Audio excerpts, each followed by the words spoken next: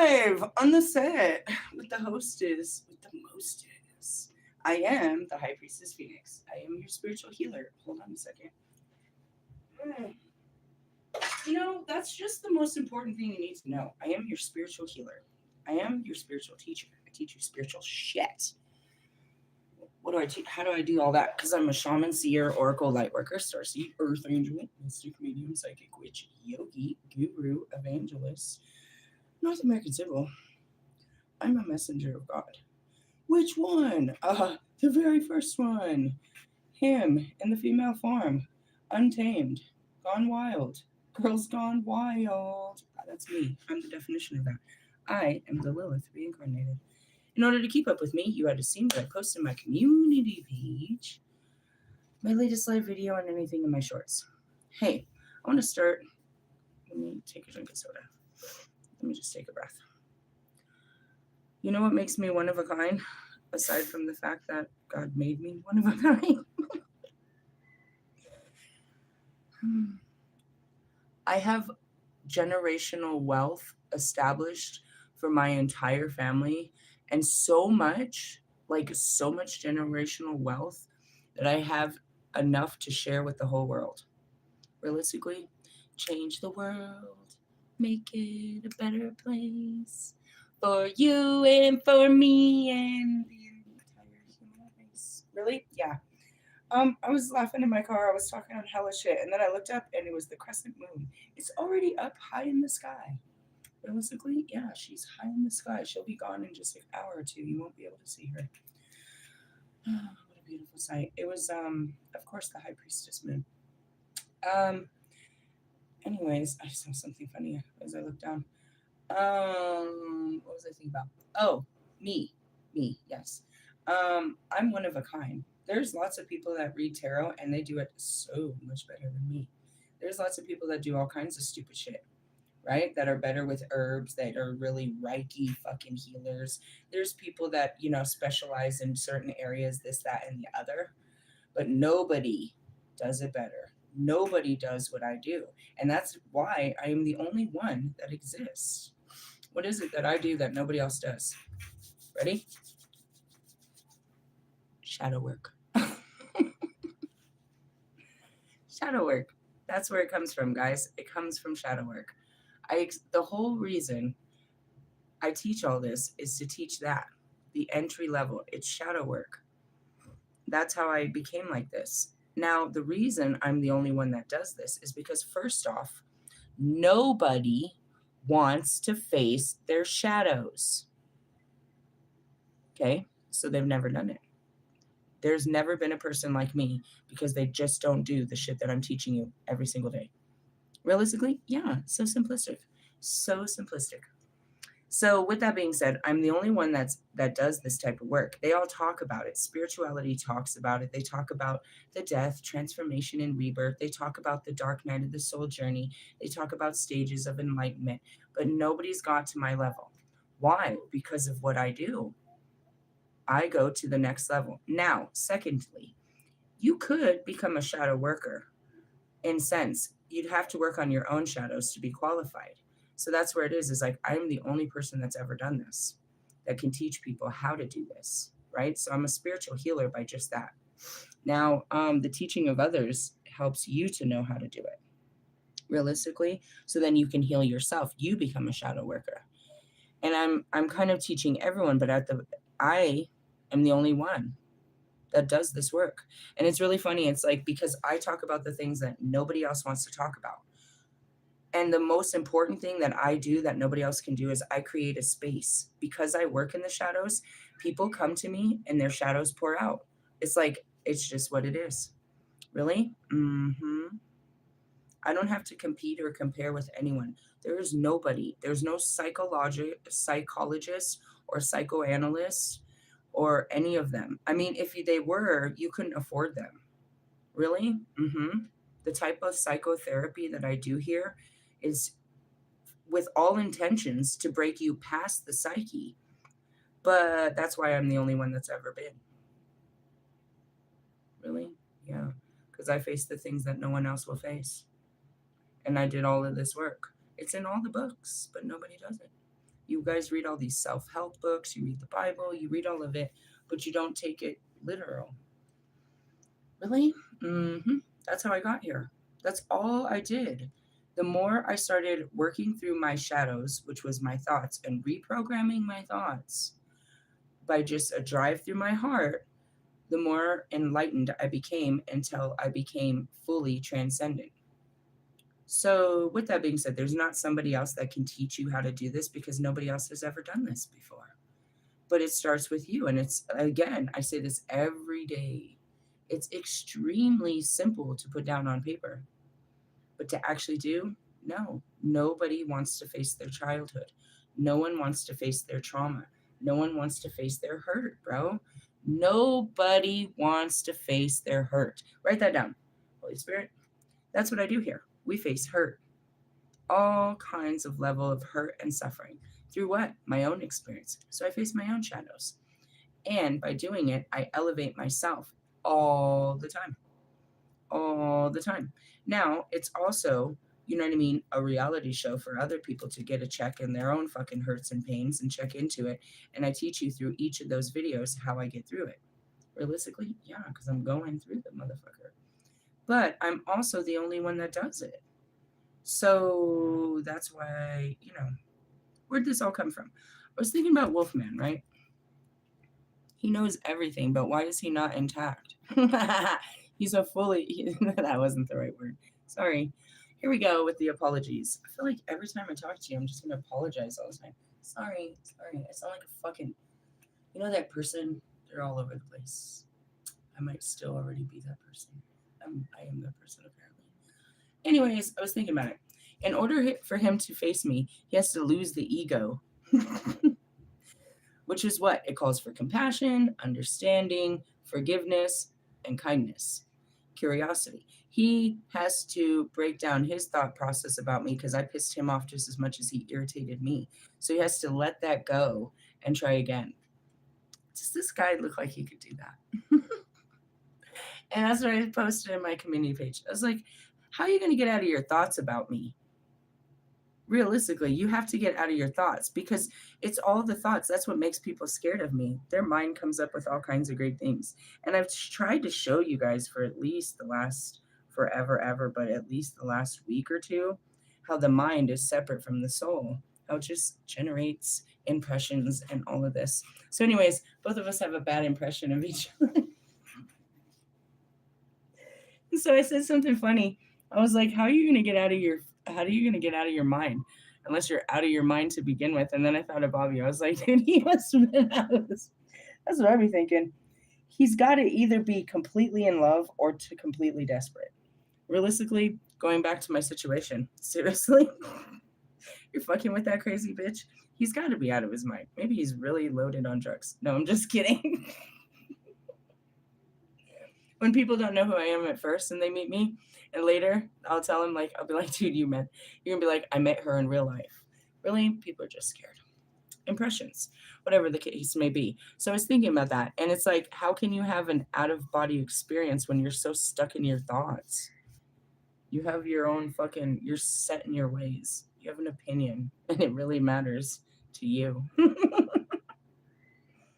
Can you change your mind?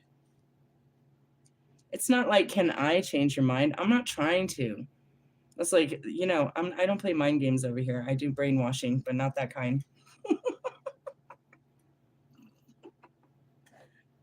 Stupid, aren't I? Oh, man. Really? Yeah, I was thinking about that. Is he gonna be able to let his mind go to have an adventure? That's what's wrong with the rest of the boys. They can't let their mind go. Really, I mean, some of it's pride, some of it's ego, some of it's fear, some of it's just, I don't know, vanity. I'm not really sure. They have their thoughts and they get in their way. Really? Ask yourself. I was about to sing a whole song right there. Holy Spirits, come on, man. Let me use my own mouth. I'm not repeating that. Okay. Anyway.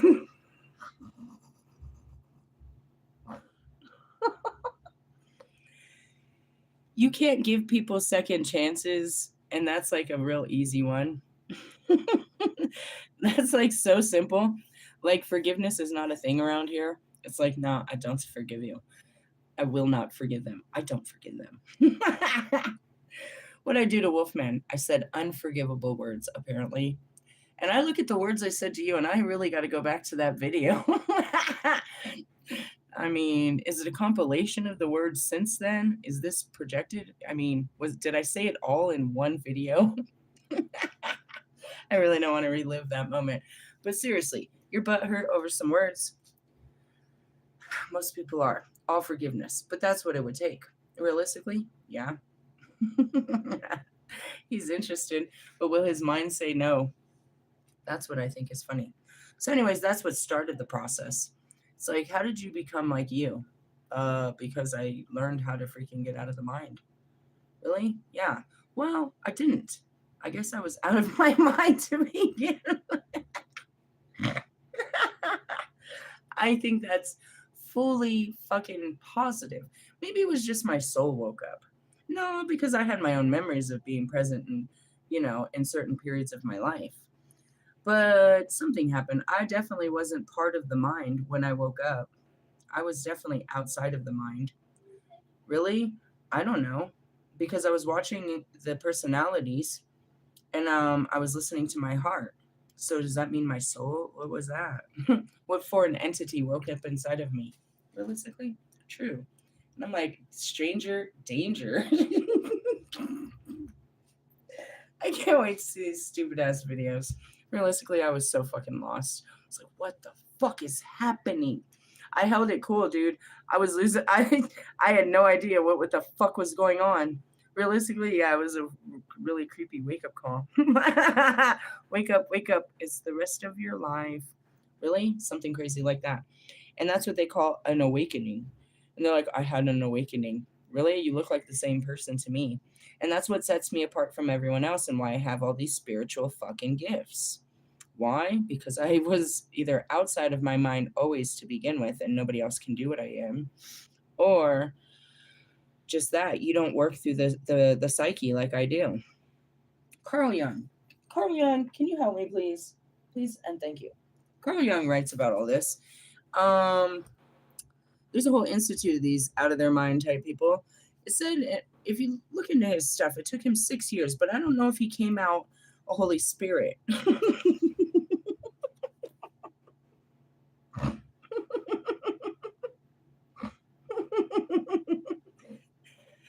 Oh man, I know.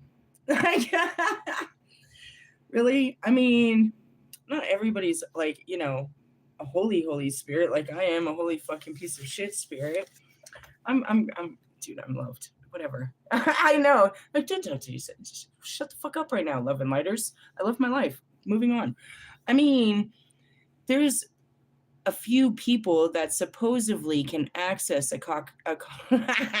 Akashic records where they can access their past lives, which is they can put themselves in a state of hypnosis or psychosis or dosing some shit. They have an out-of-body experience to enter into the realms in which I do.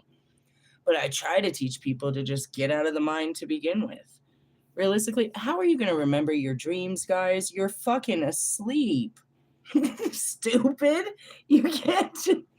I don't even know what I'm doing at night. I have literally in my whole life never really ever remembered dreams. Never. This whole book is about dream analyzation and shit like that. And so is the other one. Hold on. Let's get into here. I'll just be jumping through shit. Jumping through hoops. Oh man, they talk so much fucking medicine in this. I guess it's better than the fucking Galaxy Crusaders and shit. Hold on. Really? Yeah, I'm trying to navigate through this fucking 19 something. It's really not. You be thinking they're all old, and it was like used to hang out with our parents type old. Really? I don't realize that. I'm very close to getting to 50. That's like half a century old, dude. Holy moly. Really? I'm almost there.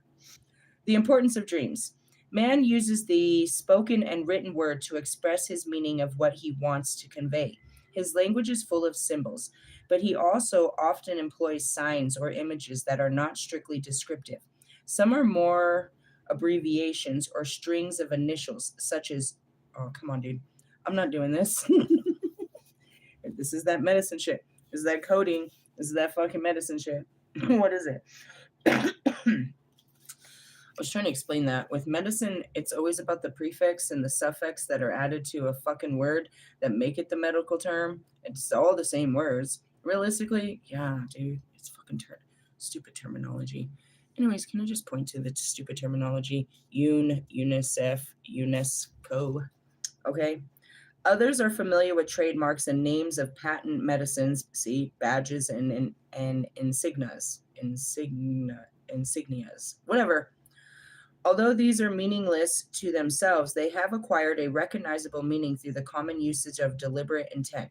Such things are not symbols, they are signs, but they do more than denote the object to which they are attached. What we call symbol is a term, a name, or even a picture that may be familiar in daily life.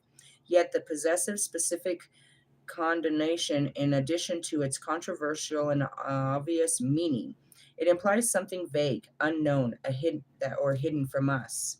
That's where I work with light codes. Earlier today, what was it? The seagull. And we have to teach you to break a curse or a hex. Somebody's probably messing around in magic. Maybe that's why I'm stuck between these two. Something's going on. I realized that earlier. I am stuck on Mars. Really? So I wanted to pull out the natal chart and see what the fuck is going on. Weird thing that keeps happening. Really? Yeah. Anytime I go near any dude, there goes Bobby. But every time I go to leave Bobby, I'm pulled like literally the Holy Spirit walks me over here. Something's going on here. Realistically, I need to see what's going on here. I feel like it's natal chart. Really? Because both of them are part of the Mars energy. Mars is over here. I had been stuck up here in the thrones for hella motherfucking long. But all of a sudden, I'm knowing with all understanding that I am on Mars. Really? So I was trying to figure out my Mars placement and see where else I had Mars where this is being highlighted in my life. Really? How do you know? By the freaking characters that are being fucking highlighted in my life. Really? Yeah, I mean, unless I had a telescope, and then what's that going to tell me?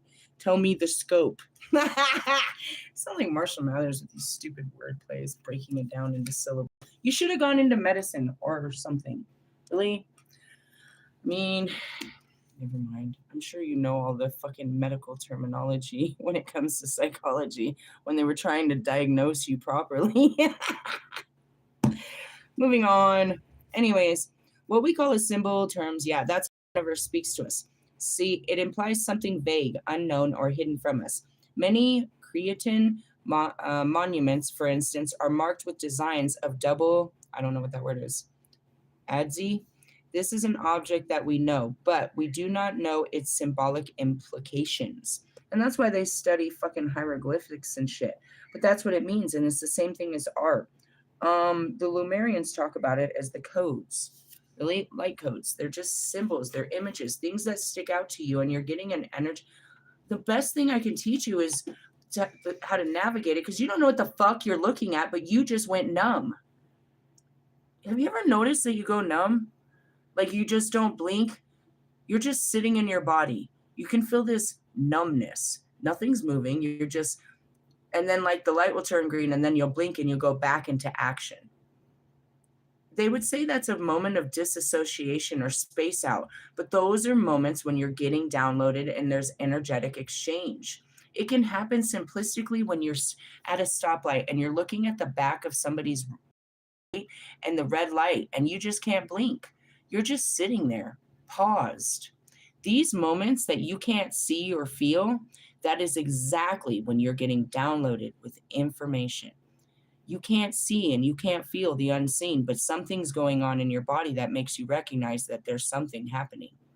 Really? And that's where it is. You got to give it time to process. And then later, watch what happens. You'll pull off and then you'll start having aha moments. Realistically, there's these moments. You have a lot of these out of body moments, but you don't realize them because you're out of your body and it's just quiet. Realistically, yeah. and connecting with, certain things stand out to you. You heard that. All of a sudden, you heard what the radio said, and you're like, were they talking to me? Yes, they motherfucking were. They made scary movies about that type of shit, but it's not supposed to scare you. Commercials, you keep looking at the clock and you're seeing specific numbers, but you don't know what they mean. You can go all crazy about it and start being a lunatic, but just understand the universe is conversing with you. And that's where I started. What the fuck is going on? I started getting all of these transmissions and I started learning them. And that's how I'm a light code worker. And that's how I read everything. It's just like they just pop out. They're just pop ups, is what I call them now. Realistically, yeah. It's like you're sitting there and something is louder than life. You heard a piece of conversation, you saw a color, a logo on a van went by. That happened in Arizona, bro. Realistically, I'm in Arizona and I'm driving down the street and my six. Okay, thanks. God damn them, dude. Seriously, do you do that? No, I don't fucking do this, bro. Easy does it. I hate you so much. You got me good. Fuck, it's a fun time, isn't it, though? No, not really. I mean, yeah, I suppose. Does it happen all the time? Not always. I mean, they butt in, but no, they don't just speak out. I mean, sometimes.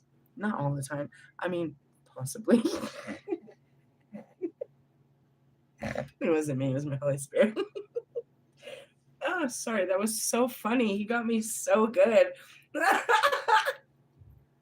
It's not me. Easy does it. That was so good, dude. I'm gonna die. If you're gonna fucking step, at least step on a bitch, right? That was good shit. Sorry. Holy Spirit moments. I had nothing to do with that. I'm just witness to the bullshit. What does that mean? Where does it come from? I'm telling you. Well, it's me in general. I'm a Holy Spirit. I'm on the other side of the crossroads, bro. Really? Not all of me is it. Really? Nope. The rest of me is still holding down the universe. If God was to take form, he's still got to hold down the universe. Just a piece of him can be here. And that's why we're all here. A piece of God. Yeah, I'm his favorite piece. Or no, more like his more deviant. They called me the devil god. Going back to it, that's all these signs and shit that makes you wonder. Don't start, Pac. Oh, he was about to. I'm driving down in fucking Arizona and there's this fucking truck next to me and it's the Denver Mattress Factory. And to take a picture of it, I was like, oh, we're going back to Denver. Don't start, Biggie. What the fuck are you three doing? Seriously, they're all in my energy right now. Can you hear them? They're trying to sing through me. I tried to do this earlier. I told Marshall in the beginning on Halloween I was going to let them loose through my voice. I didn't even have this ability. Well, I really didn't have an ability to stop them to begin with. I'll just sit there and see what comes out of my mouth. It'll shock all of us. Really? Yeah. X gonna give it to you. Shut up, you guys. This is stupid. Really? Where is it coming from? The universe? Which lies where? How do you get there? Past your mind. Okay, let's go back to the things that are talking to your mind. All right, that's what it says. This is an object that we know, but we do not know its symbolic implication. For example, take a case of the Indian who, after a visit to England, told his friends at home that the English. Oh yeah. All right, I'll take care of that. It's tomorrow, not today.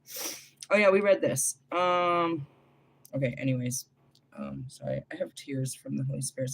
You guys are so intrusive. Can you ever? What did they say? They got a good point. They're like, well, this is the only time you ever open your mouth. This is true. We sit and laugh inside, but it's true. That's very true.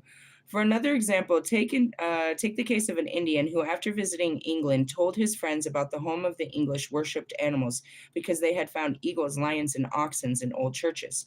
He was not aware, not are many Christians, that those animals are symbols of evangelists and are derived from the vision of Ezekiel. And this, in turn, is an analogy to the Egyptian sun god Horus and his 4 sons. Who's that? Hey, the whole family. I told you I'm a Holy Spirit. That was another life. Shall we keep going? Like another life? Yes. Why can't you possibly consider that? There are people that have accessed their past lives. I just happen to be a holy fucking spirit. Really? Yeah. Who are you? And I know you from where? All right, Big Pun. That's enough. Really? It's one of his songs. He said, elementary school. I don't know you. Never mind. They are forevermore such objects as wheels as they cross, as the cross that are known all over the world. Yet they have a symbolic significance under certain conditions. Precisely what they symbolize is still a matter for controversial speculation. Really? Yeah. So let's just jump into something else. Whoever denies the existence of the unconscious is in fact assuming that our present knowledge of the psyche is total. And this belief is clearly just as false as the assumption that we know all there is to be known about the natural universe. Our psyche is part of a nature, and its enigma is as limitless. Thus, he calls the unconscious, or what, the soul, the enigma, or something, I guess. And I think that's how you pronounce that word. Thus, we cannot define either the psyche or its nature. I mean, I know what I am. I'm that doesn't sound right, but I know what I am. I'm a fragment of light. If you were to catch light, the God source, that light, that's what I am in here. Really? Yes. A fragment, but just a fragment of my own light and then a fragment of God's light. Realistically, I am just that connected to the light. We can merely state that we can believe, and that's where I can sit down with these scientists and stuff. It's like I'm the only one that's broken through this. I can tell you if you just stop studying it and just start doing it. It's not a study, it's an action. It's like serious psychoanalyst work, which is what? Can we talk about your feelings? What makes me so special is I create an environment where it just pours out. You have no control. Really? Nope. I rip your shadows out of you. Why? Because. Hold on 1 second. Let me open the door. I hear you. I heard you. Why are you outside without a jacket? About to be frozen, bro. There's like 7 days of frozenness. All right, bro. Well, it's not that warm. All right, we can merely state that we can believe them to be described as best we can. How they function, and how they function. Quite apart, therefore, from the evidence that medical research has accumulated, there is a strong ground for logic for rejecting statements like there is no unconscious. What are you talking about? When they put you to sleep, what happens? You enter the unconscious realm. I teach people how to enter it fully, and I mean that's yogi stuff. They teach you how to enter it, but those are just minor things. You could go do yoga and stick your fucking ass to the ground and stretch your leg and do this whole thing and align your chakras in this perfect moment and hold your fucking breath long enough to feel this bliss. Or you could just do the fucking work that I teach you and feel blissful all the time. Really? Meditation teaches you to do that, to access the unconscious. People too long because they have to get through the conscious mind, right? So it's basically like, I'm seeing it as a muscle, and that's exactly what it is. It's muscle. And so it's like you're like a binge and purger. Realistically, yeah, you go to these spiritual boot camps and these, you know what I mean, these rivals and these retreats, these religious retreats and shit to get all us enlightened and filled with the spirit. But then you go back to your old routines, the same thing that brought your spirit down. Realistically, you go right back to the refrigerator or whatever it is. Realistically, yeah. So it's just like a methadone clinic. It's just a feel good. And it costs you a lot to feel good for a weekend. What does this cost you? Oh, a death, a transformation, and a rebirth. Really? Yeah, let's keep going. And that's what I try to teach you is like, that's what I was talking about. This is perfect. That's what I was like, Carl Jung, how are we going to break this guy's mind? I don't even know what This guy thinks he knows everything. Really, he does. That's what went to war here. It's like he read another book that I didn't read, and he wanted to tell me about what he read. Actually, no, what he didn't do, what he did do, is take all my teachings and go make fucking teachings of his own on his little channel. Yeah, you did. You started a whole fucking tarot teaching. You started to talk about the fucking dark shadows and blah blah blah blah blah blah blah. But you haven't got there, and they won't let you in there. You said it yourself.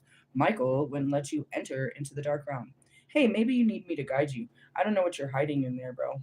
Realistically, you need a safe person. You need someone, and that's what happens. I'm safe. That's why babies and dogs and animals and psychopaths and fucking criminals and police officers and everyone, they feel safe with me to where they can cry and they can tell me things they've never told. They don't even know why they did it.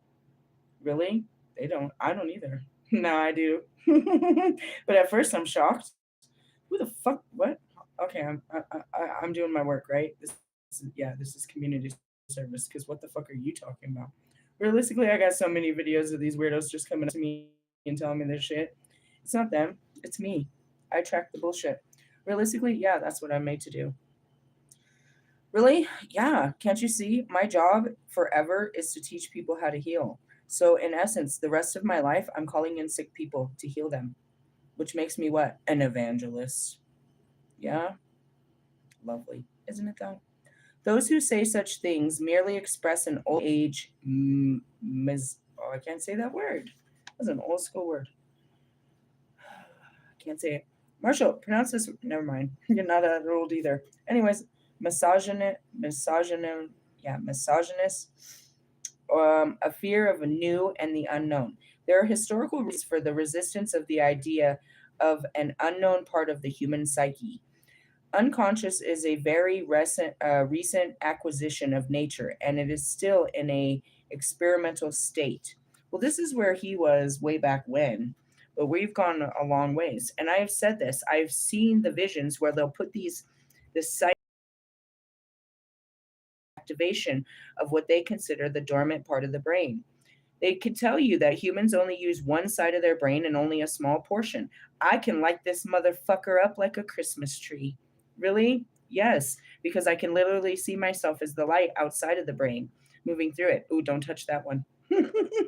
Don't touch me there. It sparks all kinds of things. Realistically, well, in the essence of, I can show them how all this works, how I literally enter a certain stage of the consciousness. Really? I can sit there and just zone out and they'll watch it. And they can watch where my mind travels through my thoughts. They can see the electricity in my brain and how it goes to the parts, like what's happening. And I can tell them what's happening as I'm seeing it. Really? I can show them shit like that. I can show them how I can astral travel to other places using electrocurrencies. They'll be able to, I can show science unbelievable things. Realistically, it doesn't matter if I can't show you how to face your fucking fears. I can show science, but why can't I show you normal people? Really? I mean, can we talk about your childhood? That's why I laugh. Dude, after 10 years of therapy, you might have feel a little bit better about yourself, but you're no closer to enlightenment. Really? No, you need to fucking drill sergeant through these things, dude. Realistically, yes, it's heavy duty. What are you doing? Take a weekend off.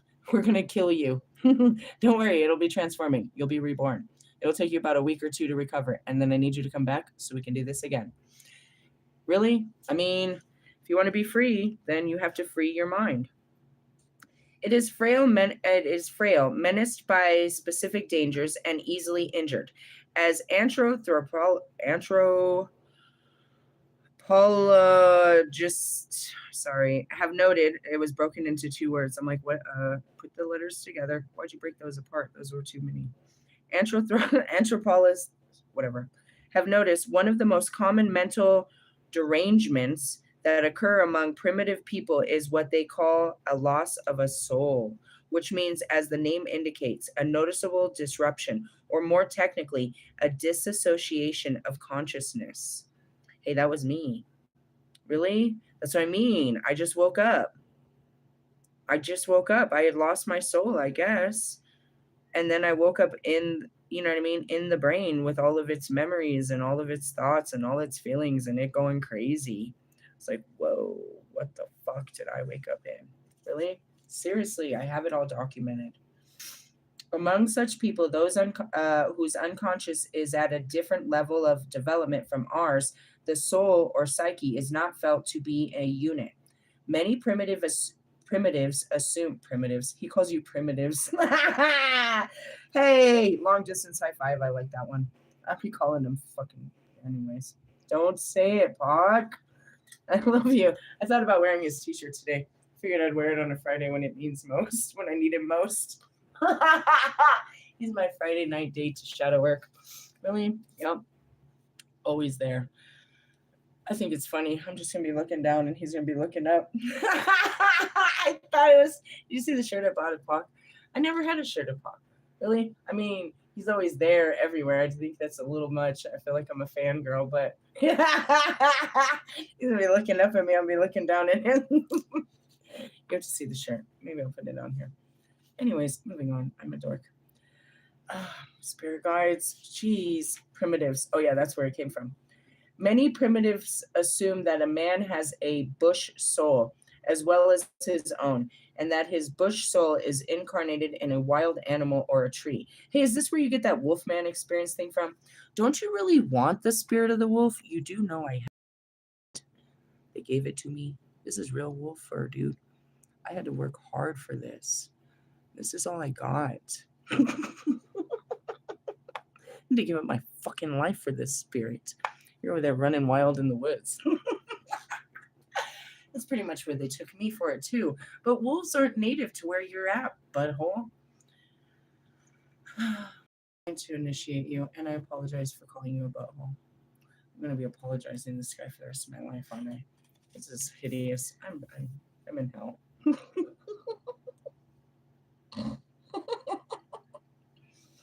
At least I can apologize. That's more than I can say for you. Are you going to apologize? There are so many people that can't. They think I'm too good to apologize. I can apologize. Can I stop the behavior? It's taking me a little while longer. All right, anyways, this goes to the bush guy over there. Come on, guys, don't. I'm having a hard enough time with this guy. As well as his own, that his bush soul is incarnated in a wild animal or a tree, with which the human individual has some kind of psychic identity. Do you even have that? I mean, I do have the bird's eye view. I can use them as like monitor spirits. Really? I mean, I am the shapeshifter. Realistically, I could enter into I mean, let's not even. That'll just scare you even more. This is what the distinguishing French, what the fuck is this word? Ethnologist? Sure. Lucien Levy Bruhl called the mystical. Oh, this, you studied fucking Levy's teachings. If you didn't, if you studied Aleister Crowley's teachings, then you studied Levy's because he studied Levy. Drove my Chevy to stop playing around. Called the mystical participation. He later retracted this term under pressure of adverse criticism, but I believe that they want me to tell you this, but I don't know if I want to tell you this. It's like, what are you holding back? I feel like I'm initiating you for, I just don't feel like I should say that out loud. I feel like we're going into battle, bro. Realistically, yeah. Aleister Crowley, when I tried to connect with Aleister Crowley, his spirit is incarnated. And it's but it's being coerced. And it'll take a moment. It's almost like one of our own turned against us. Realistically, yeah. When he realizes that I'm the dark goddess, it'll be okay. But until that moment, he's dangerous. Realistically, yeah. Yeah, a little bit. He's all on my side, but until then, he's part of a really dark cult. They're breeding him to be their dark lord. Yeah, for sure. But just like everything, it's like, his original blueprint wasn't that. you say that? I don't know. On a very minor level, you could look at fucking Russ. Russ's blueprint, bro. Russ's fucking natal chart. When he was here, his mom knew all that shit. She got into it and she fucked with him, bro. She totally has him all fucking bound in all kinds of bullshit. Realistically, yeah. So when I go into this, it's like your dark arts participation is what's needed for the protection or for the next level. Something about it. Realistically, yeah. I don't know. I was always looking for someone.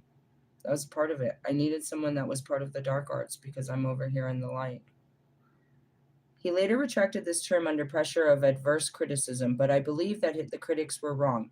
It was well known psychological fact that an individual may have such an unconscious identity with some other person or object. What is he talking about? If I know what he's talking about, is exactly what I said. He can put his soul in another body. So when I told Scary Larry that I was the Lilith reincarnated, he assumed that I had invocated the Lilith into me, and it was the Lilith speaking through me to him. What does that look like? What you just saw. My Holy Spirits, Hawk, Easy-E, Biggie, Kobe, all of them, how they speak through me, how all of them speak through me. Did I invocate them in? No. That's what I was like, they were already in here. I don't know when it came. Once I got out of the mind, I suppose. But that's what it looks like, right? So something simplistic, and I saw this, simple things. I saw it tonight, dipshit. Really? Yeah, I saw the teaching where I'm sitting in front of you and I'm teaching you. I have you close your eyes and I start speaking through the astrals to you, and you're speaking back, and I tell you to look up, and you're still hearing me, and I'm not talking. My lips aren't moving, and then when we lose the connection, we have to start all over. Really? I have the ability to put my voice into your head. I have the ability to put my soul next to you on the couch. I have the ability to do some really scary shit. As I just said, I can show them how I can be sitting in a room and move my soul into another room and start fucking with the objects. It's called shape-shifting.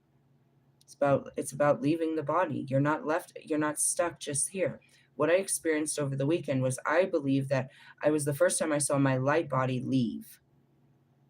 Really? I saw my light body leave the body so that they could upgrade the body. I'd never seen that. Only my etherical body.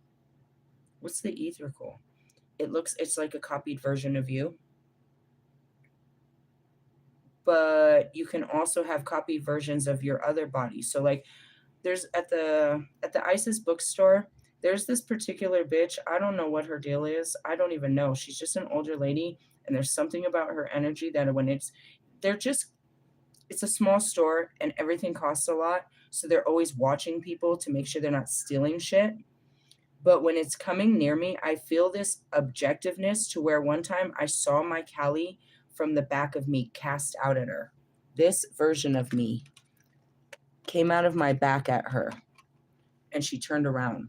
She was following me through the aisles, and this version of me, I saw it cast out from the back of me at her to back the fuck off of me. So in essence, the etherical me could be any of my versions or just me. So when Bobby said the other night, he said, "You came to me last night." Okay, well, I didn't, but I can remember being in bed last night, laying there thinking. So we could have had a soul connection. And I tried to explain that. I was like, well, those kind of things can happen all the time. I have those connections with Russ all the time. I have those connections. When I was talking to Marshall, it was a lot of that telepathic communication.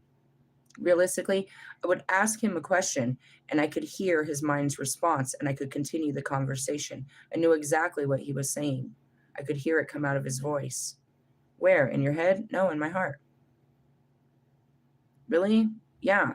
So when he's talking about this, it sounds a little creepy, but that's what it is. He believes like this was that bush, that he believes that a part of his soul is in a wild animal or whatever. and it has some kind of psychic identity, right? So, moving on. This identity takes a variety of form amongst primitives. If the bush soul is that of an animal, the animal itself is considered as sort of a brother to man. A man whose brother is a crocodile, for instance, is supposed to be safe when swimming a crocodile infested river. I also seen a download. Really? Yes, we were somewhere and Pac was there and you saw him. I was getting all these crazy downloads. I'm seeing the future, what's happening, what the possibilities. I'm seeing this possible timeline of where it looks, what it looks like. Why? Because it'll be time points, it'll be checkpoints, deja vu. I saw this. This was supposed to happen. We're right on point. I see this point, we're in the woods or something, and you look up and you're like, I see Pac. And I look up and Pac's saying, watch out. And we just sit up. And at that moment, a bear, a wolf, and a fucking mountain lion all approach us where we're sitting next to a fire. Are you serious? Yes. And I tell you, don't think. Don't think. And that's what it is. They can sense me. All things. They sense the light. Really? It's a soul's calling. That's why I need to go to Alaska. Really? Yeah. Animals have an intuitive, they have a soul. And their soul speaks. And they can connect. You can connect with them. It's a soul experience. Is it a voice?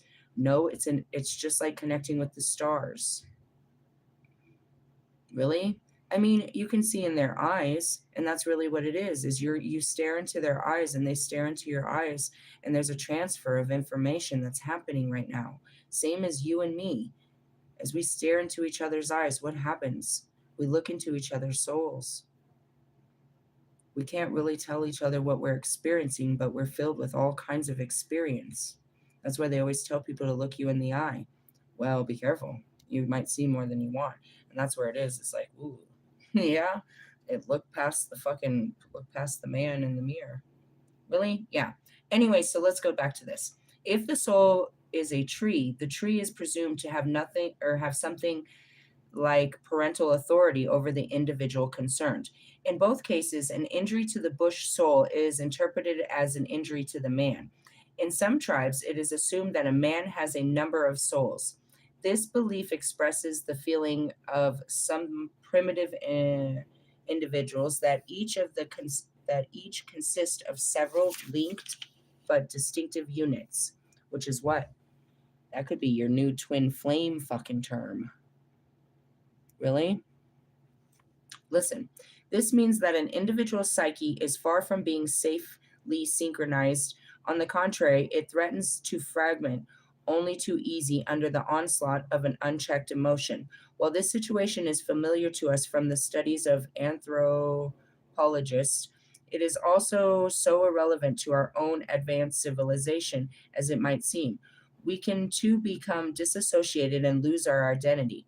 We can be possessed and altered by moods and become unreasonable and unable to recall important facts about ourselves and others. So that people ask, what the devil has gotten into you? We talk about being able to control ourselves, but self control is a rare and remarkable virtue. We may think we have ourselves under control, yet a friend can easily tell us things about ourselves in which we have no knowledge. And that's it. I tell you, and you're like, no, that's not me. And all of us are looking at you like, what? What? And you're so, you know what I mean? You're so disassociated. You have no self-awareness that this is who you are. Really? They describe it as narcissism, to be honest, but I'm being kind about this. Really? Yeah. But there is a world of difference between a conscious decision to a split off of temporarily suppress a part of one's psyche and a condition in which this happens spontaneously without one's knowledge or consent or even against one's intention. The former is, that would be me. Really? That's what I said. The psyches. I called them the, you know what I mean? The personalities. Listen, there's a world of difference between the conscious decision to split off and temporarily suppress a part of one's psyche, meaning something just happened, so I shut off, and a condition which this happens spontaneously, without one's knowledge or consent or even against one's intention, which means I turn into another person. Really? You won't like me when I'm angry. I had a personality disorder, bro. Why don't you get that? Really? So that's why I start with, maybe I was out of my mind to begin with. And that's clearly what this is describing. The former is the civilized achievement, the later is the primitive loss of a soul, or even the pathological cause of the neurosis. What's neurosis? The rotting of your brain. This is your brain. This is your brain on drugs. That's when I found out that Kanye was putting all that shit in his head. I was like, bro, you're not supposed to put those kind of chemicals in your head. That's not like crack. That's not crack cocaine. That's not methamphetamine. What the fuck are you doing? And you're just sitting there huffing a canister of laughing gas. You're just laughing at shit. You think the shit is funny? The shit, that's why he was out there being funny. Bro, if you don't shave your vagina and tuck in your tummy, we have work to do. Realistically, I don't know what that did to his brain. But in the sense, I mean, he still has a soul. Doesn't he? As I saw him dying soon. He did serious damage to his brain putting fucking nitrous. That's what he was doing. He got all caught up in it. That's why they said he was acting all weird. He got his teeth done, and that dentist gave him a fucking lifetime supply of laughing gas. And that's what happened to him and his wife. They got all weird on the laughing gas. But that's a fucking chemical, bro, a serious induced chemical that he was not even he was not even dosing properly. He was overdosing himself all the time. Really? He was putting gases in there, bro. He was inhaling gases. The same thing as sniffing fucking glue, dude. They told you not to do this when you were a kid. It's chemical. It's a chemical reaction. Really? Yeah. That's so crazy that his life was so hard that he needed that. That is so quicker than fucking any kind of fucking heroin or anything. That was just, he breathed it in. He was like breathing in, you know what I mean? Like, what is it for? It's laughing gas. They use it at dentists to make you relax because you're panicking. You're scared. So it makes you relax. He was taking it to what level? Michael Jackson level? You're just running around with a fucking oxygen tank all zoomed out? You're Ozzy Osbourne right now? At least he took the time to fucking eat and let the pills sit in. You're just taking deep breaths of fucking disassociation, bro. Really? I have no idea what that does to the body. Long doses of that? Nobody even talked about it. He made it go away so fast that science can't even tell him. Don't have children with that guy. They're gonna come out with like, that's like chemo, dude. Like, I mean, that's like radioactive. I don't know, bro. He put that shit in his head for long periods of time. And an enormous amount of it. What does that do to him? Well, look at him. He doesn't look so healthy, does he? Does Kanye look like he goes to the doctor regularly to check his blood pressure?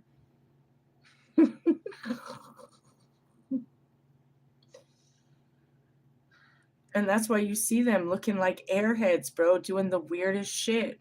Bro, they're fucking high on laughing gas. Are you serious? They got busted a year ago. Why are we still talking about this?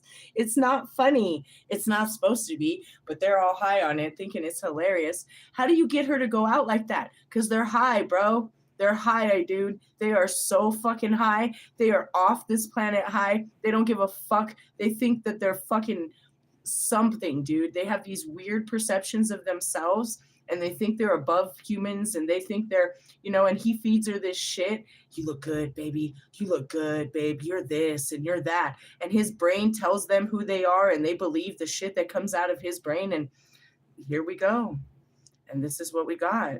Really? I mean, a milder version is looking at, Russ and his girlfriend. They walk around, projecting this image of who he thinks they are, and they show you who they think they are instead of just being someone they should. It's this weird thing. And only someone like myself and all of us, here comes Easy. Easy said I didn't have no motherfucking alters. I was motherfucking me. Kobe had an altered ego. Marshall had 2. Pac had 1. I had 1.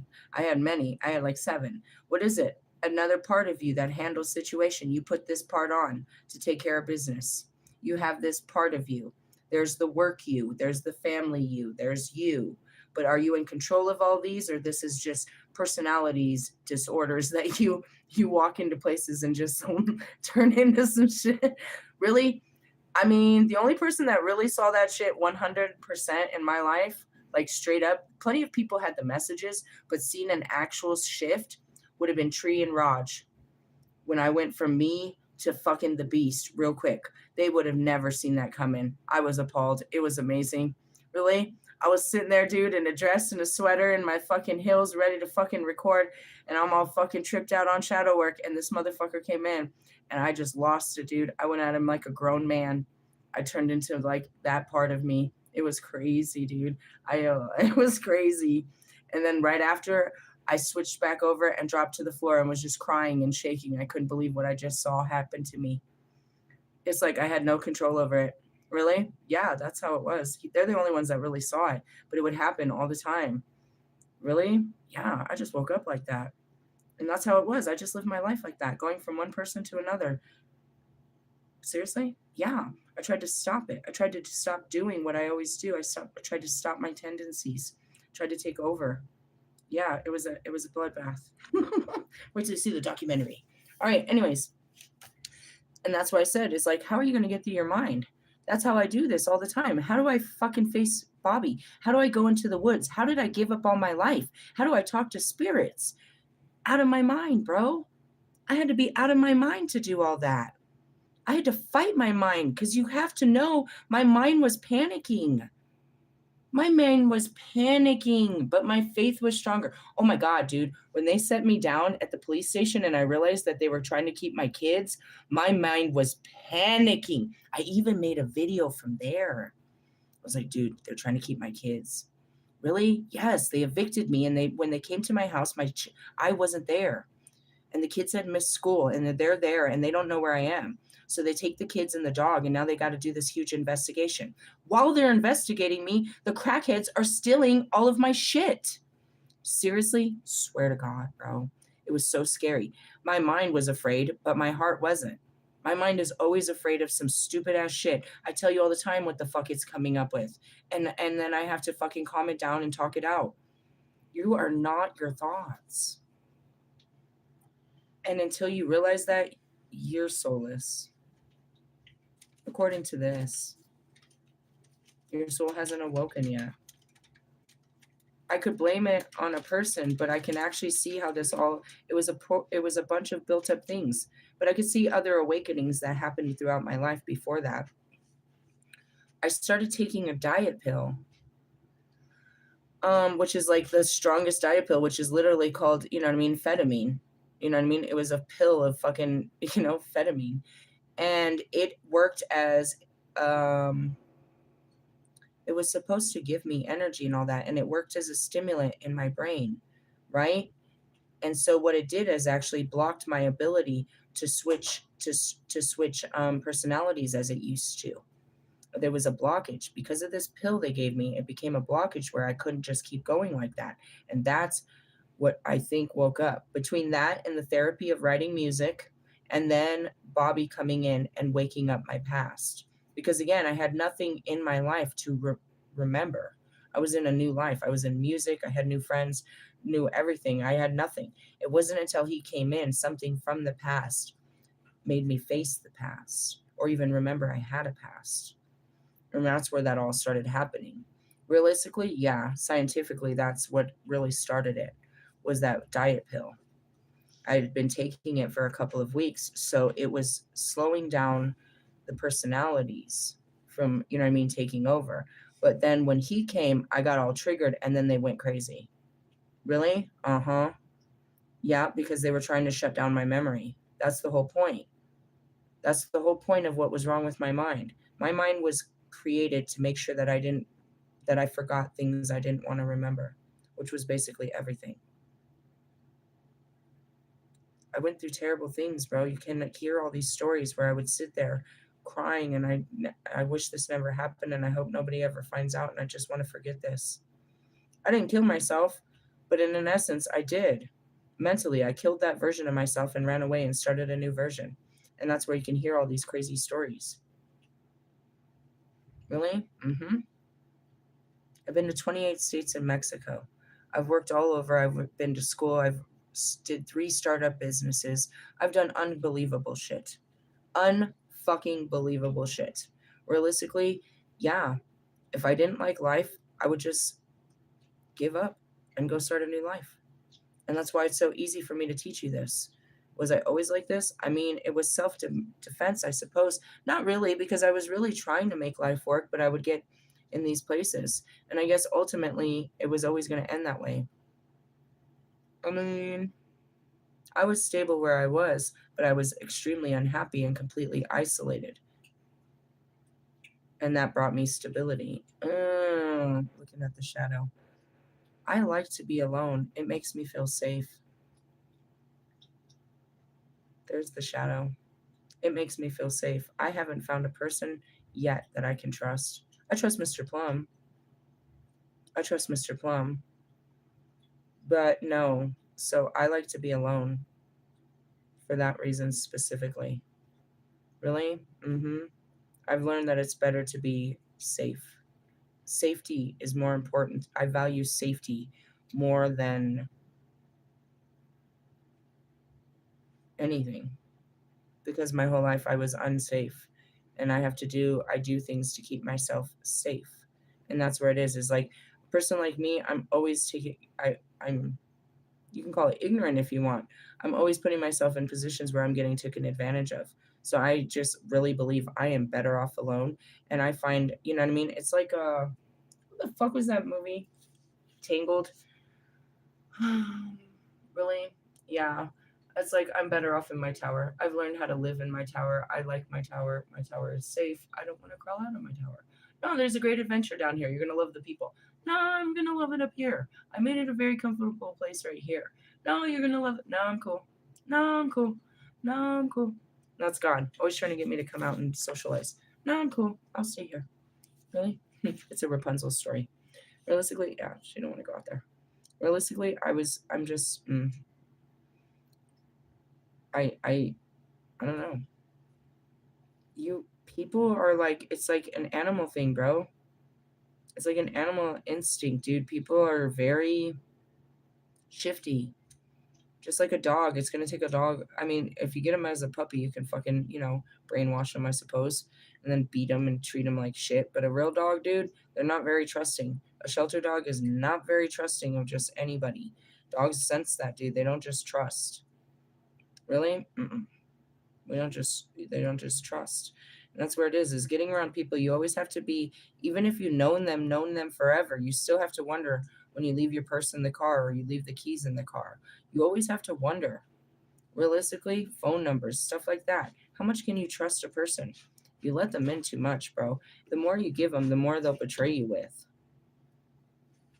I've been betrayed by everyone close to me, dude. I don't trust people. I give them the benefit of the doubt and I'll keep you this close. Realistically, yeah. And that's why I'm like, just tell me what you want. I'm more than happy to give it to you. You don't have to fucking build up no trust just to fucking manipulate me over some stupid thing you could have just told me in the beginning. You don't have to play all these stupid games. Realistically, they really are, though. Like, beat around the bush. Like, they'll call you and beat around the bush. Here's their bush self. And all that smooth talk or whatever, icebreaker or whatever, get to the point. Well, I was hoping I could get some. Okay, that's what I thought. Realistically, I knew you was calling about something because you just don't call. You don't come around. What do you? And that's where it is. It's like you're being mean. No, I'm being truthful. Can you just be truthful too? It is mean, but I'm accepting that this is what this means. So get to the point. What do you want? What do you want? No, I was just checking on you. No, you weren't. You fucking were not. Moving on. Beyond doubt, even, and that's it. If they were checking on you, they'd roll up. Roll up. Beyond doubt, even if what we call is the high level of civilization. Oh, yeah, we went down here. Loss of soul. Did we say loss of soul? Yeah, deprived. Sigmund Freud? No, we're not there yet. Thus, even on our day of unity of consciousness is still a doubtful affair. It can too easily be disrupted. An ability to control one's emotions that may be desirable from one point of view from one point of view would be a questionable accomplishment from another, for it would be deprive social intercourse of variety, color, and warmth. It is the it is against the background that we must review the importance of dreams, those flimsy, evasive, unreliable, vague, and uncertain fantasies. And that's where, in the beginning, I used to teach people to work with their imagination, but that's not too helpful because the imagination creates their own desires. Working with the intuition is it's things you desire, but things you believe that are beyond your belief. It's a little bit different. Really? I mean, you could a lot of times that you're doing this, you call it your imagination. I was just imagining things. You were manifesting or you were traveling or many of those things. Unless you were really, I'm just like, unless you were like literally fantasizing and stuff like that. You know what I mean? Like you realize you're fantasizing, bro. You're imagining yourself with a girl that would never be with you. Or you're putting together scenarios that are literally just for your own self gain. It's like you're looking into the mirror of your own selfish desires and ambitions. It's not really something beneficial that brings joy or something you can't wait to run and tell your mom or kids about. Those are the things, bro. I have a great idea. Huh? Sure. Give me a second. My daughter wants something. Did it work? Nope. Hold on. Good to go. So that's where this is. I didn't see this video going this way, but that's how it is. Is like, do you let yourself dream? And that's where it is I space out and I dream. That's the unconscious. I can access the unconscious and various levels of it. I know how to go through the dimensions of the unconscious, but I can't get you there until we go through the shadows of your conscious. We have to go through the workings of your conscious mind to get to the unconscious. And that's all I did. I just was trying to figure out why I was doing the things that I was doing. I had an involuntary reflex to live life. That's just, I woke up and I just got up. And before I got up, I would open my eyes and I could hear all these crazy thoughts of going off about what I was going to do. And then I would just get up and take off. And I would just watch myself. It was a lot of observation. And I would question, what the fuck am I doing? But I would just keep doing and keep doing. It wasn't until I tried to stop my doing. I had a schedule to my life and stuff like that. The weirdest moment I always talk about is the underwear. I'm sitting there and this is a hard decision. I'm getting dressed now. I'm a big girl. I have some control over my body. I'm looking at my clothes. My body didn't just get me dressed, and now I get to make a decision of what I want to wear. And I'm just looking at everything. What should I wear? Because that's what it was, involuntary reflexes. I put on my clothes. I knew what I was going to wear. I knew what I was going to do. I just did, just kept going. Realistically, my mind would jump from one thought to one thought. So now we're going to do this, and now we're going to do this, and now we're going to do this. And I would keep doing until my eyes burned and I couldn't see the road, and I would fall asleep. But the alarm would go off, and I had to get the kids to school. So then it was up. It was do do do do do do do do do do do do do do do. And that's where it is. It was like I couldn't do it. I couldn't even keep up with it. I don't even know what the fuck. And that's from the outside. Yeah, it could appear that I was on drugs for sure. But when I went to the doctors, I had no energy. And that's really it, is the mind started, and that's where it is. Your mind can go in overdrive and it can push your body till where like you're sitting there dying, bro. You're like literally thirsty to death. You're hungry and your body's like, keep going. You can keep going until you literally crash and die. The brain will keep you going. It'll tell you you can't stop. It'll tell you you must keep going. It'll tell you something's going to get you. Your brain can literally keep you going, and that's where it is, but it's not helpful. It can crash you. And that's what happened. You know what I mean? It crashed. Really? So I'm sitting there and I'm like making my own decisions now. It's not just autopiloting it. And this is different because I'm like, it's that moment. It's like, well, what do I do now? And that's where I sit here. It's like, I can do whatever I want, but it's like, now it's just peaceful not to do. My brain still comes up with ideas all the time of how I should occupy my life. I I listen to it to understand it because it's a voice, which I know is me, but I never, you know, liked it. Really? Mm-mm. The personalities, it was intriguing to see the different parts of me, which were fragmented, but I didn't like them. I was astonished by everything I was seeing. In essence, I tell everyone I hated myself when I woke up. I hated all parts of me.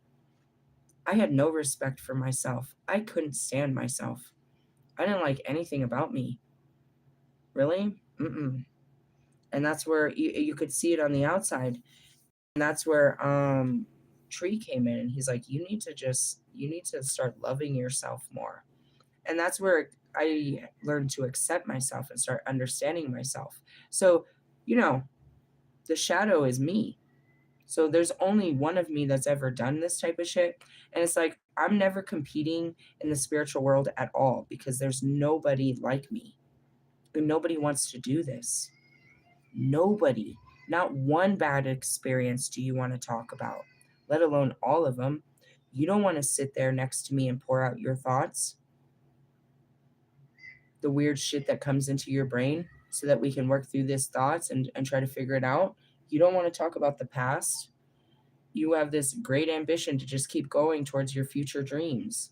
You're not ready to be in the present, let alone talk about the past. And that's as I say that, it's like looking at Bobby.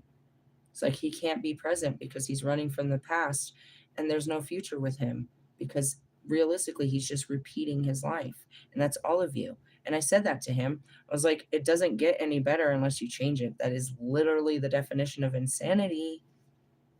The rest of your life doesn't get any better, babe. Neither does Marshall's, neither does fucking Lewis. Does that make you feel better? It shouldn't. That Lewis is going to spend another year losing and going through the mental anguish and pain and suffering. Why is he doing it? Because he's not listening to his heart. What's his heart telling him to do? Quit. But he has had a not. He hasn't had. He that goes against his principles. His brain has been programmed to never give up. Never give up.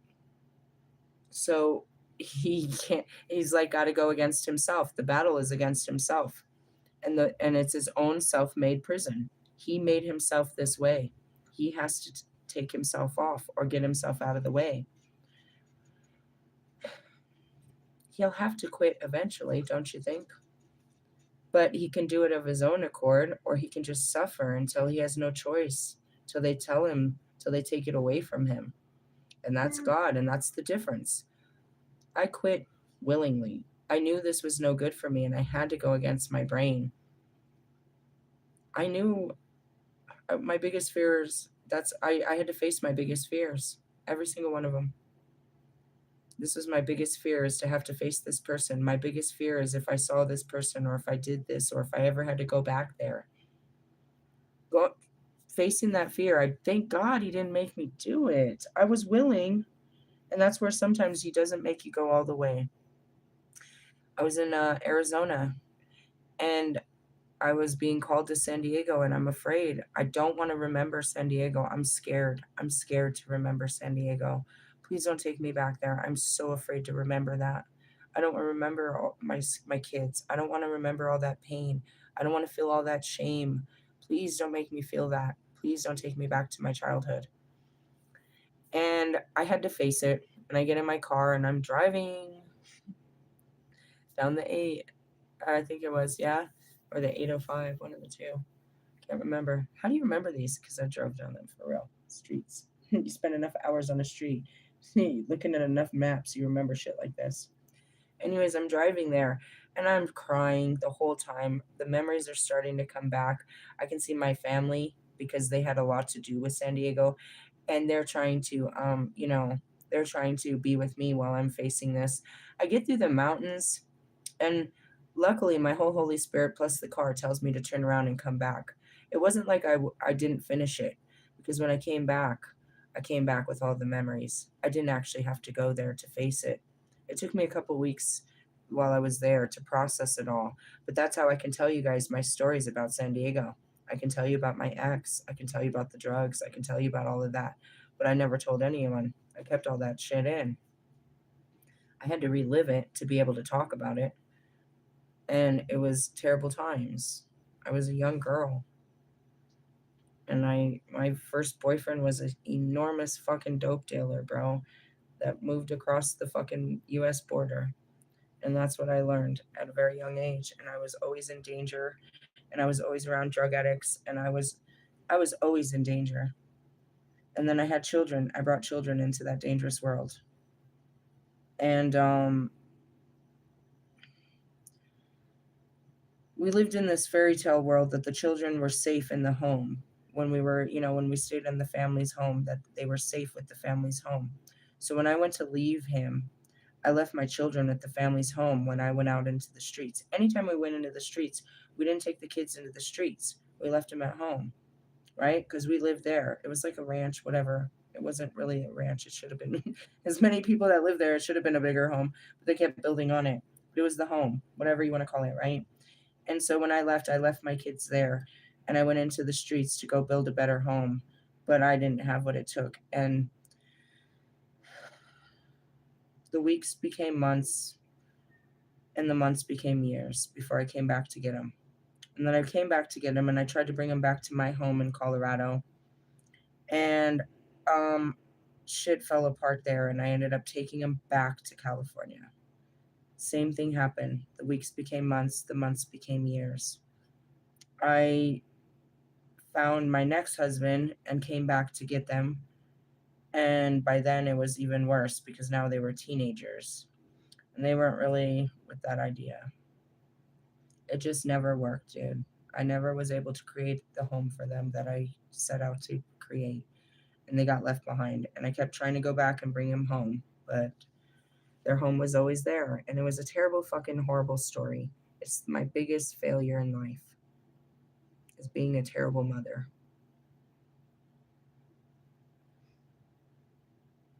Unlike my mother, though, I can forgive myself. And even if they can't, because I just didn't have it together. And it took me a long time to piece together all those years of where I was and what the fuck was happening.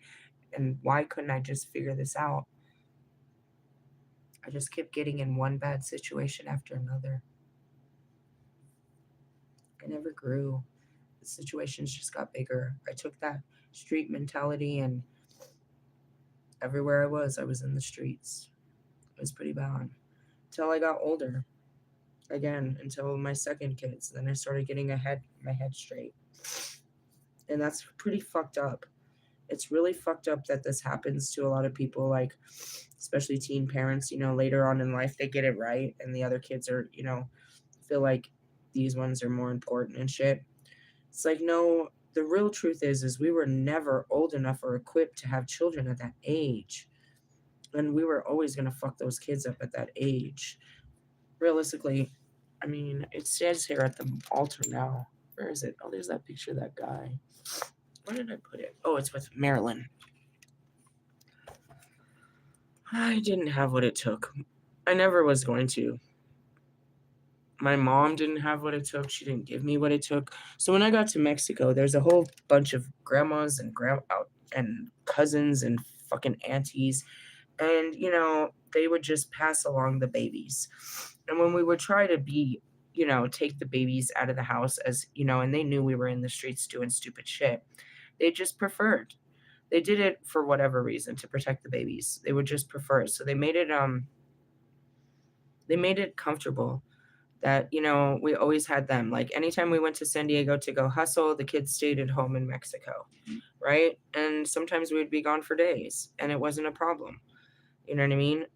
So that's just kind of, it wasn't just like a drop off. Like I didn't know this. It's like we lived there and it was just that way. And I didn't plan for the time to go by so long. And it doesn't matter. It's like I didn't leave out with a resume. I didn't have any skills. You know what I mean? I had no way to actually, I learned later how to get jobs and how to go to school and how to, you know what I mean? be part of society and shit. I was depleted of that shit. Realistically, yeah, I learned how to fucking hustle. And so when I went out, that's all I did was hustle, realistically, for a while. And then again, I came back home and I started getting jobs. I'd keep like a job or two jobs and stuff like that. I'd do all that. I fucked that up though. I started fucking getting around people my age that were partying, and I'd start partying with them. And my mom would be cool about leave the kids here. And I started partying. I started fucking it up. And then before I knew it, like I was in the same situation and it wasn't cool. And I had to take my kid. At that time, their dad was hanging on me. I'd had him for like a couple years and he was missing him and shit. So it started out with I was going to take them for just a visit. And it was over like a Labor Day weekend. And it lasted forever. Really? Yeah. And then I went back to San Diego. I got myself reestablished. And they lived with me. My daughter did. And then Lollapalooza happened. And my mom died. And all this stuff happened in that house and shit. It was a really crazy time that was happening. It was the awakening. And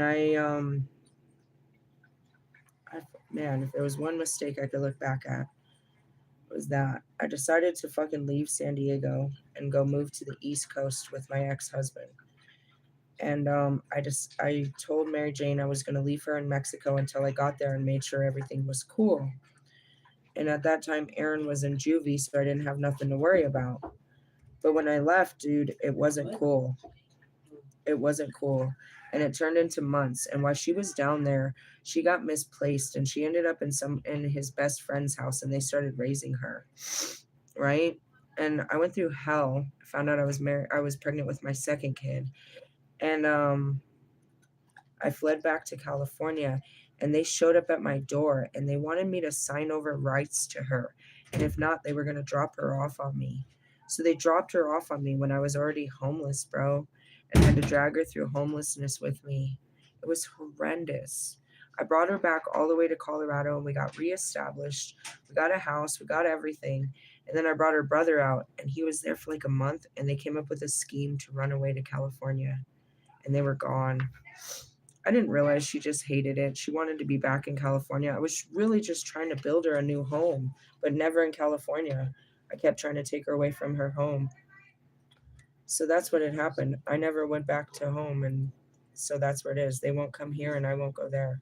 I used to send for her all the time. I can send for them, but this isn't their home. It's just a vacation spot. I tried. I kept trying.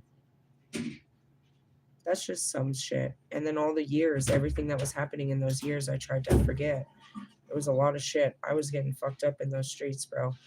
I was just not smart, dude. I don't know. I was protected, thank God, but I think about some of the shit I was getting into. It was just way too big. I was caught up with the fucking, I don't know, dude. I don't know how I became like this little mini drug lorder in my head, and I thought this shit was cool. I was doing shit with Jamaicans in the East Coast. Then I got caught up with some stupid fucking shit in the fucking Bay that almost got, you know what I mean, that could have took my life. I was doing weird shit, bro. I was just doing what I was taught. And I had to teach myself not to. So like thug life, like, all that, bro, Pac knows what he knows. He saw me ripping through those streets. He knows, dude. He knows I am so thug. He knows I had to do it. I made it through it. I made it through the worst, bro. Through the worst. Even Mexico, bro. I'd be fucking moving through those streets, dude. Seriously. That's dangerous, bro. You have no idea. Like Wolfman does, but I'm like me, a female in high heels. Seriously. Not even giving a fuck. Fucking crazy 3 o'clock in the morning.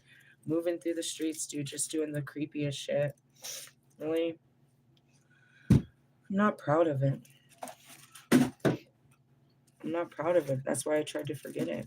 And that's where I say it's like, dude, I got to go back and remember the most horrific things. Do you want to talk about your childhood? Do you want to talk about your stuff? And that's how it happens is you go back and you take off these experiences one by one. you open up your mind. You open up your heart through your mind is what happens. But it's an open heart surgery.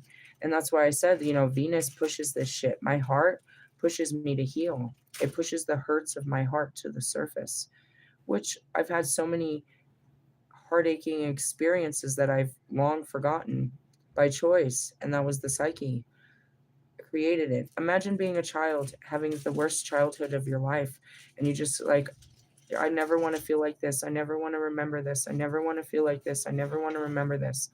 Imagine telling your mind that for so long that it listens and it finds a way to make sure that you never remember it and you never feel it. It still keeps all the information in there though.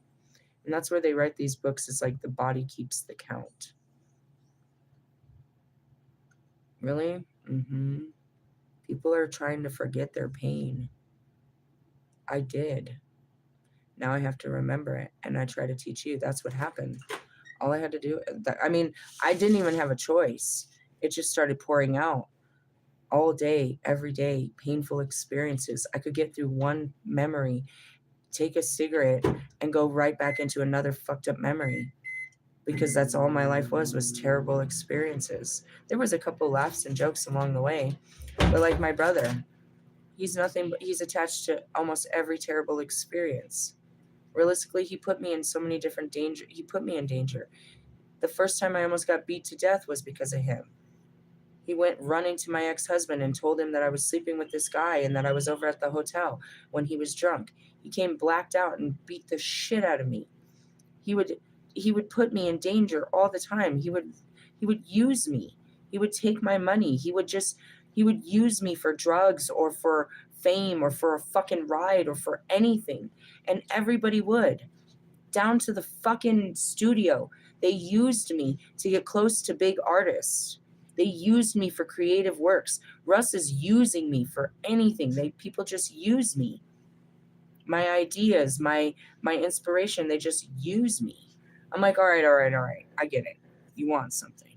Stop fucking taking, dude. I'll give you it. Realistically, like, fuck. And that's where I am with boundaries, too. It's like people are just, they're out for what they can get off of you. And a person that's real abundant, like me, not in the pockets, but when I do, I am. I'm very generous in the pockets, too. It's like I am just totally taken advantage all the fucking time. Realistically, man, seriously, not really. I mean, in the sense of being used and neglected and then sitting there feeling like such a fucking punk ass for letting people fucking take advantage of me. That's a terrible feeling. That's a people pleasing feeling that only certain people pleasers know what that feels like. Nobody knows what it feels like to be you until you start figuring out what it felt like to be you. And then you can write books about it. You don't have to make up stories about other people's lives. All you got to do is really evaluate your own. It's not in a diary. It's not in the things you did. It's the way you felt. Who gives a shit about your job? How does your job make you feel? That's the story. The story isn't the job you're doing. The story is how it's making you feel. The story isn't about the money you're making. The story is about how you feel through all of this.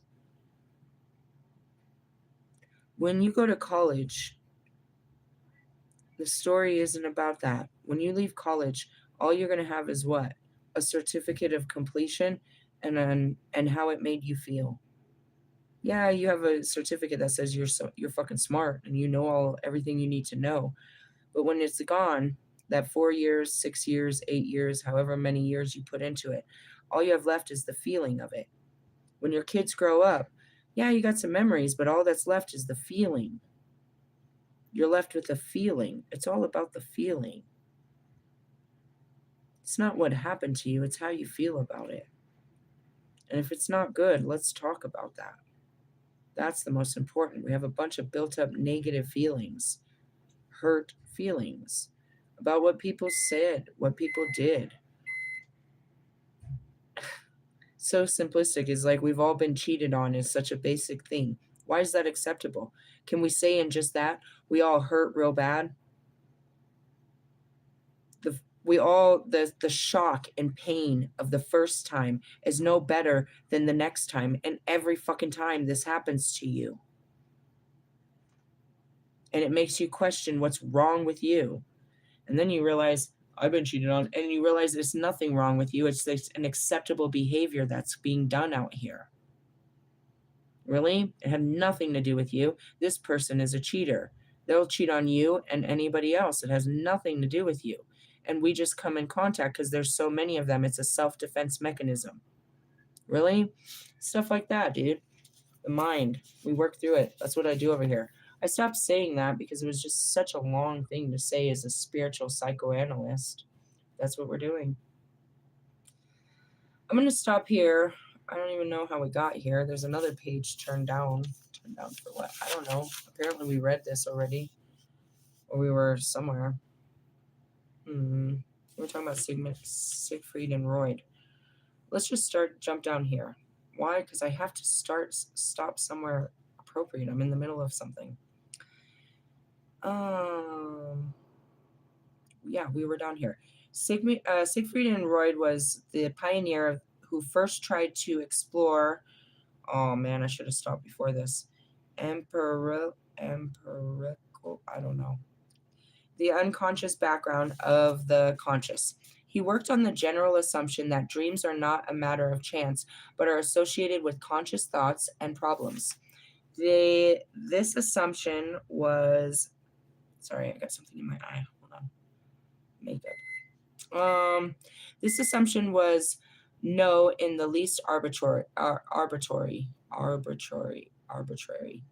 It was based upon the conclusion of eminent neurologists, for instance, Pierre Janet, that neurotic symptoms are related to some conscious experience. They even appear to be split off areas of conscious mind, which at another time and under different conditions can be conscious.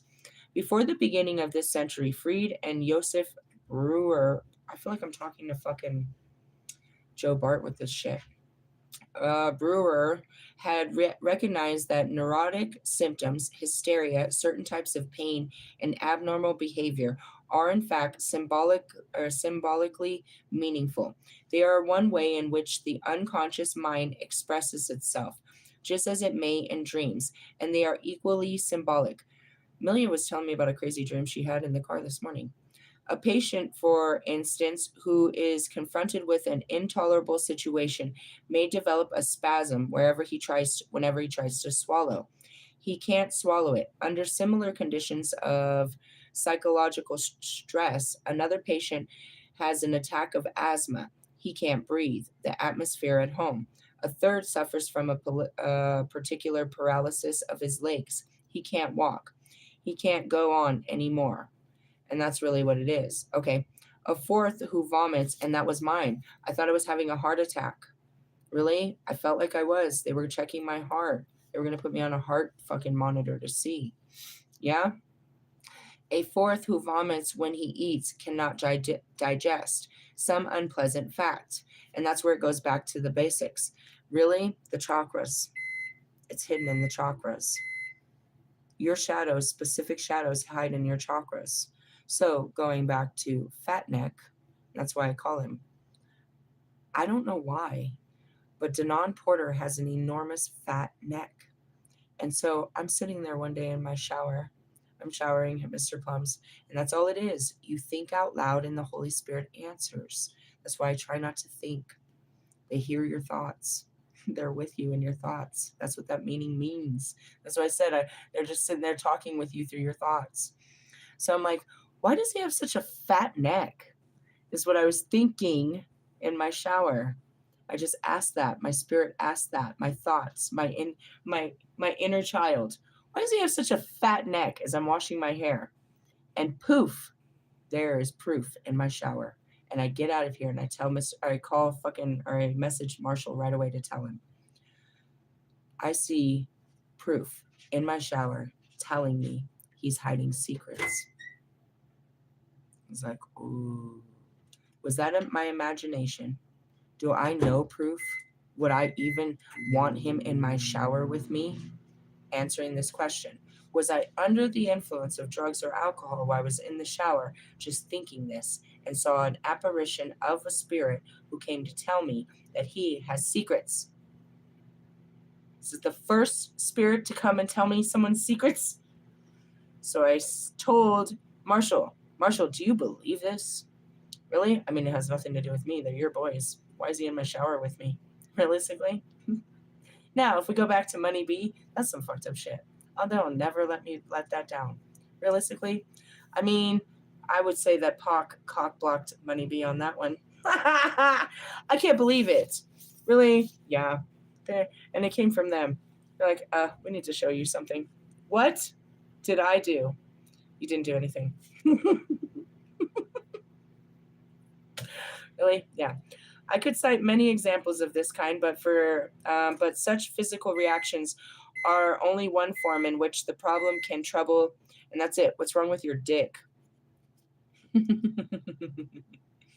What's wrong with your dick?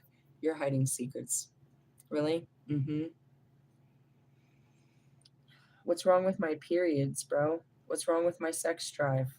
I'm hiding secrets about my sex drive. I'm hiding secrets about sexuality. What's Bobby hiding?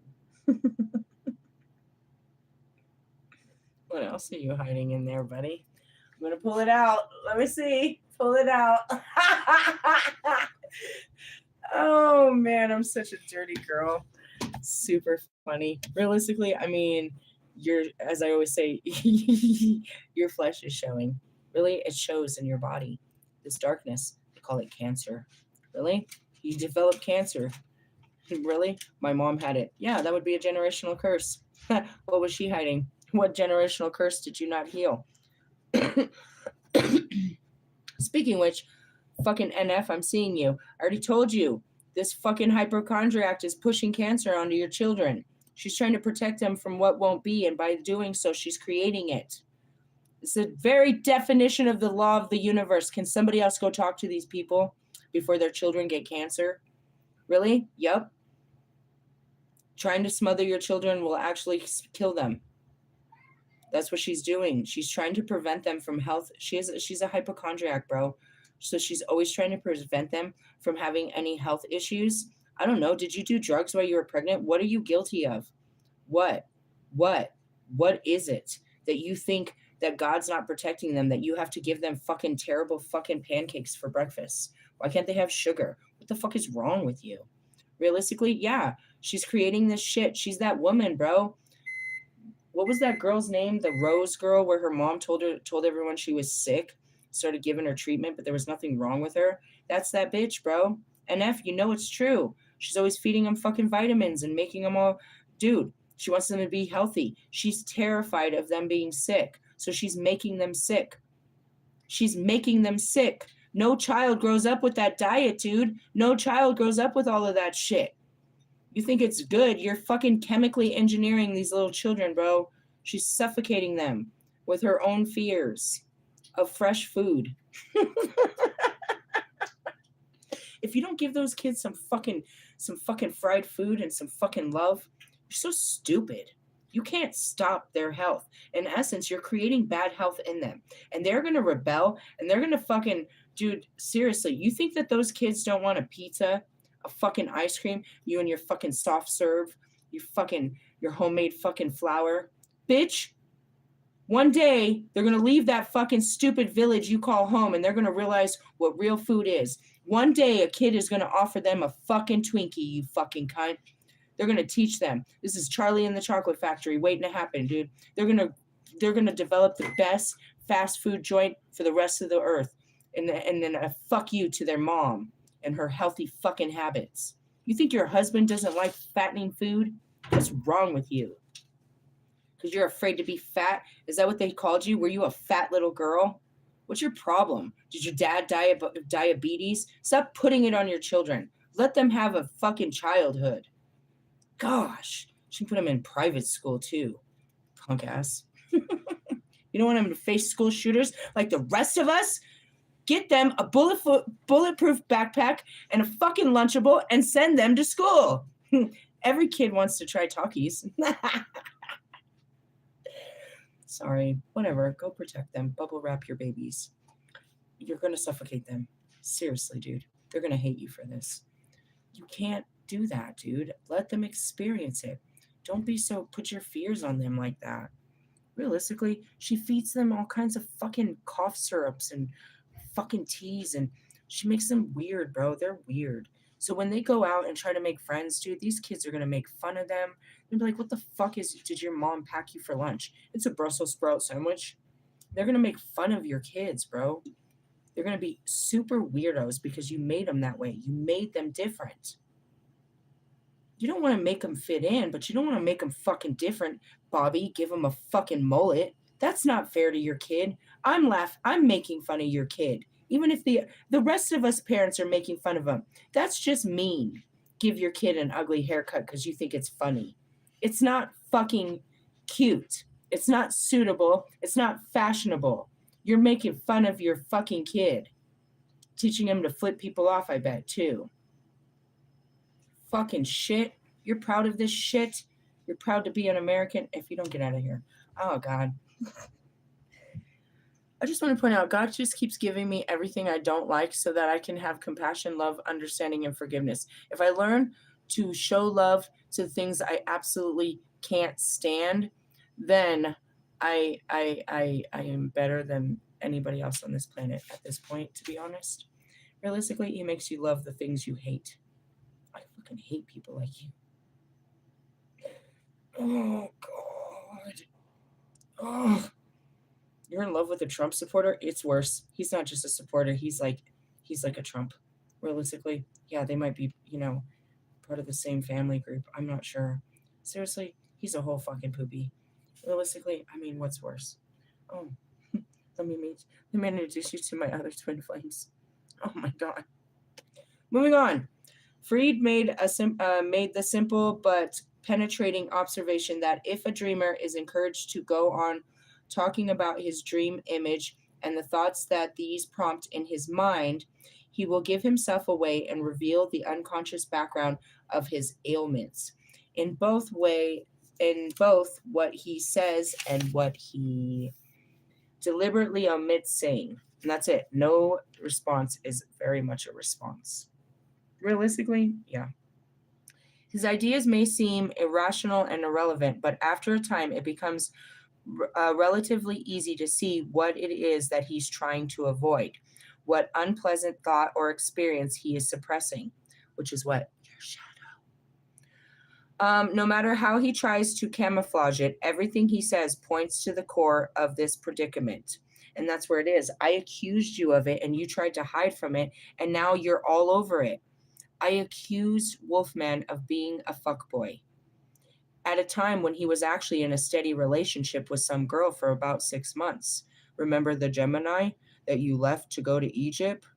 Yep, I do. That was probably your longest running relationship, wasn't it there, buddy? Realistically, yeah. And then after that, what happened? You were seen with all kinds of girls, and they were not beautiful. They were mediocre. I don't want to put you down, but they put you down by looking at these girls. You looked for easy, sleazy cover girls that were easy to fucking, to take home to your room. Realistically, yeah, you did this throughout, for a whole year. I was like, see, I told you. And your excuse to say you weren't this person, you validated it. You validated every one of my fears. That's what you don't get. That's what you don't get. I said, I thought you were my emperor, but you're still a Knight of Wands. Okay, well, let's go back. I realized through you my Knight of Wands tendencies, which I wasn't able to settle down for my own reasons, which could simply be yours. I'm not sure, because you haven't done the shadow work. You want to talk about where these inappropriate behaviors with women come from? Why now you just love them and leave them? Which one loved and left you? Or what happened? You went on to the military and came home and she wasn't your girl anymore? That's a typical story. So that just means that you gotta, what is the story? Realistically, there's always a story to the behavior. And that was Russ. And that's all of them. I accuse you of something and you say you're not. And then you spend the rest of your fucking all this time validating every one of my fears or assumptions or accusations. You did not clear your name. In essence, you validated everything I said about you. And I have all these years of documentation to prove each and every one of you did. Realistically, yeah. A doctor sees so many things. I'm seeing, I'm going to stop here. Okay, no, after this. Don't let me forget Dash Hudson.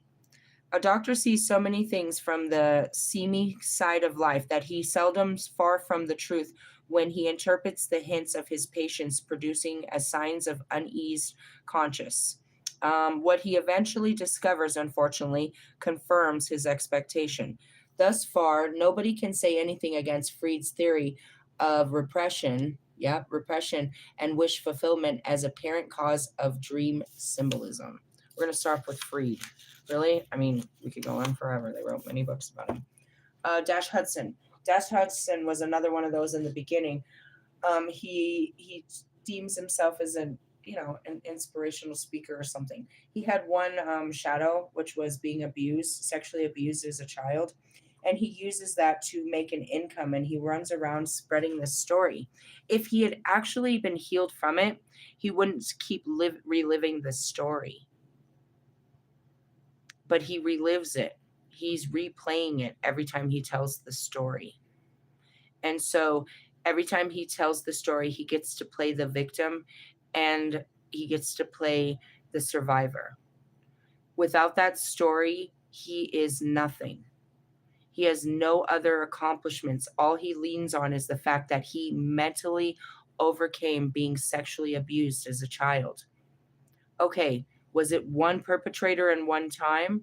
Now, here's the point. This is the point I'm trying to make, is it could take one time where these people are done for the rest of their life. One instance of abuse throughout their life has got them shot out. Now, this is a prime example. He relives this story for the rest of his life. He's trying to he's making a career off of his pain, but it's that. Now, if he put this down, this story, could he live his life outside of this story without running around and telling everyone that this is who he is? And he runs around telling the world that he is a survivor. I'm going to send this to him. He's not going to be happy. I mean, seriously, what time was it? 1:47. You're going to write this down. We got a 1:47. I'm writing it down. Really? Because I don't know where I said it. He just tells the story over and over and over. I don't like to revisit these. I don't like to rehash my pain, but we have to revisit these stories. He wants to live in it every day. He wants to go out and tell this story about how he was abused and how it hurt him and how now he's a better person.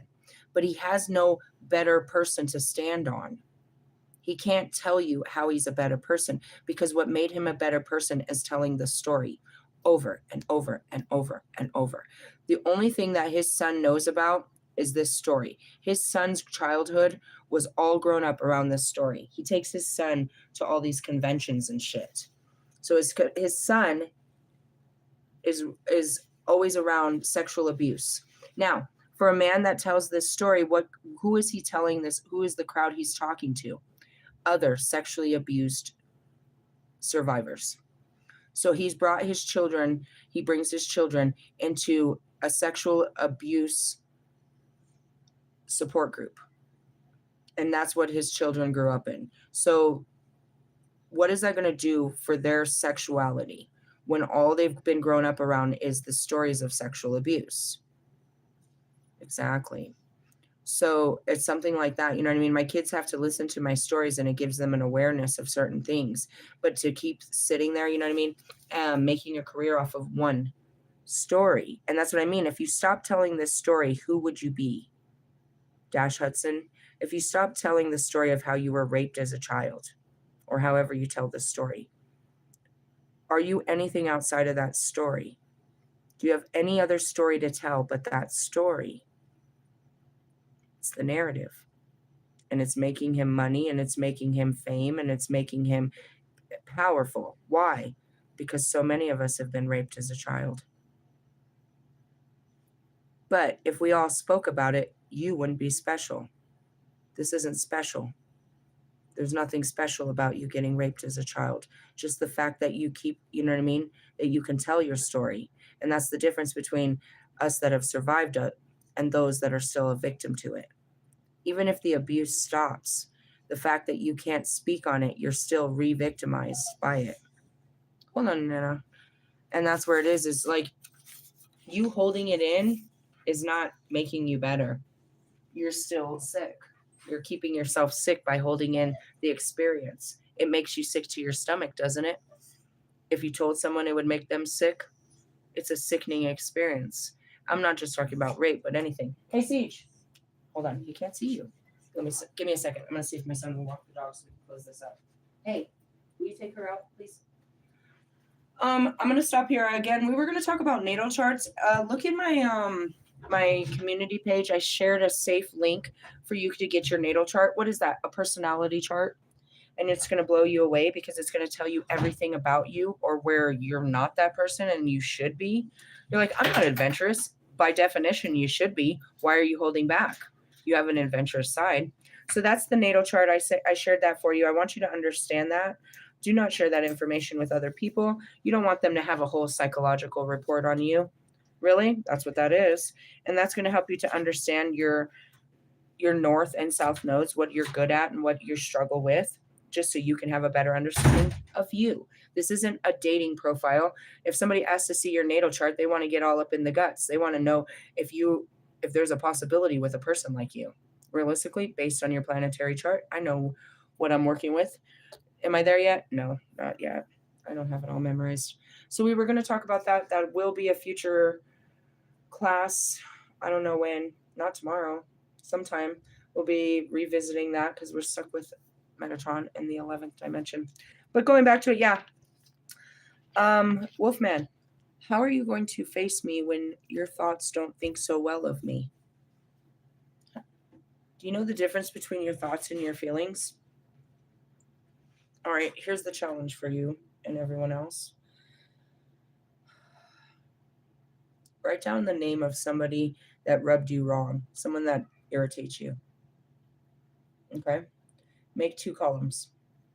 And close your eyes. One is going to be your thoughts. One is going to be your feelings. I want you to pour out your thoughts. Everything you think about this person. Okay? Do the thoughts first. Everything you think. Well, I think they're fucking arrogant. And I think they're a fucking asshole. And I think they're a cheater. I think they're fat. I think they're ugly. I think they're this. I think they're that. I think. Okay? Write all those I thinks. Okay? Next one. Go back to the top of that list. Now try to say that. I feel like they're ugly. See what that feels like to say. Is that true? Is that your true feeling? Or is that just a thought? Do you feel they're ugly? Or are you just thinking that? Start challenging your thoughts. Ask your thoughts if this is, ask yourself if you really feel your thought. And that's something like that. Going back to Ellie. I think you're fucking gay. And then it's asking my heart, do I think he's... No. But my brain can tell me why I think you're gay. It can list a whole reasons. He's gay and this is why. And then I ask myself, is that true? Do I feel like he's gay? No. They're 2 different things. So go back to that person you hate. Ask yourself, why do I hate them? And when you pour out your thoughts, you're going to realize it's not hate. You have to start working through it. And that's what I roll over. The mind and the emotions. I'm the gateway to this bullshit. After that, they'll take over. But until then, I got to help you get through your mind and your emotions. And I can't do that if you don't want to talk about them. And that's why I don't have a worry in my mind. Realistically, but at the same time, it's totally devastating. Because if I can't get someone to open up their thoughts and their heart like me, then there won't be a free soul on this planet like me. You're not free. You're not a free soul. And what's stopping you? Your thoughts. The way you think. And your fears of what other people think is the only thing stopping you from being wild and untamed. You don't want to be, you know, a menace to society when I say something like that, but free. Free to eat free to eat ice cream for fucking breakfast without any guilt. Free to walk around without a bra or fucking, you know what I mean, to walk down the beach without any fucking shame. Free, dude, just free. When you're free, where your mind's not telling you that something's wrong with you and you don't care what other people think about you. To be free. It doesn't come from someone else. It's a freedom inside yourself where you break yourself free of the limitations of your mind. Once you let yourself free, nobody else's thoughts matter. After you realize how hard you had to work through your own thoughts, you don't give a shit what people think. You know they have no control over their thoughts. And that's really what it is. Your opinion really doesn't mean much. I know it's generated by a bunch of impressions, but I bet you I could change your mind. And that's what it comes down to. How easily, how difficult is it for you to change your mind? If you can't change your mind, then you can't do any of this. You have to be flexible. You have to allow your mind to explore new, I won't even say limits, but information. It's like I used to think this way, but then I experienced something different, or I was shown something different, or I was taught something different, and now I think different. And that's what I mean is how limited is your mind? How far can I blow your mind before you're like, no, I don't believe that? Where's the limit to your beliefs? Even if I'm standing in front of you with books and actual documents, lots of literature showing, look, bro, look. Like we're standing there underneath an alien fucking spaceship, and I'm like, look. And you're like, I don't believe it. But you saw it, and that's your mind. It won't let you. It will not let you perceive. It tells you what you're looking at or what you're not. It's like, no, that wasn't real. Now, if it lies to you like that, then how often does it lie to you? It's always trying to argue what you know. Like, I have a bad feeling. No, it's fine. The mind was not right. I should have went with my guts on that one, is what everyone ends up saying in the end. Really? You can't get rid of the thoughts.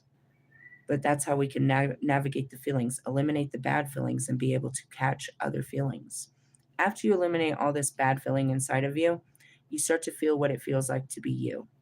Then you'll start learning, you know what I mean, the frequencies. Then you'll start catching energy because now you're clean. So now you'll start noticing when you go around unclean energy or clean energy. You'll notice how people make you feel. After you get the feelings off of you you're already carrying, you'll start noticing other feelings that people give you. Right now, you can't feel shit, bro, but most of you can't even feel your own pain. Really? You're numb to it, or you're trying to be because they're overwhelming. But it's not really the feelings that are overwhelming, it's the thoughts. I'm going to end on this note. You don't think anxiety. You don't think mania. I mean, you don't think fucking depression.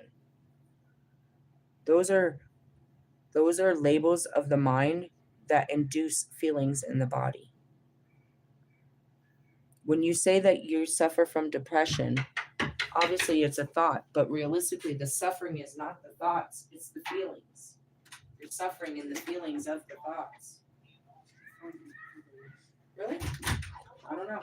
All right, well, I'm going to end that note. I'm going to call this Spiritual Psychology 101. It's not, though. It's deep levels, and that's how I got here. Just one thought at a time. I would just sit there with one thought, one feeling, one memory. I couldn't take on any more than that. And that's how we do. We take them on to take them off. Good luck with that. Hey, love yous. Laters. Bye.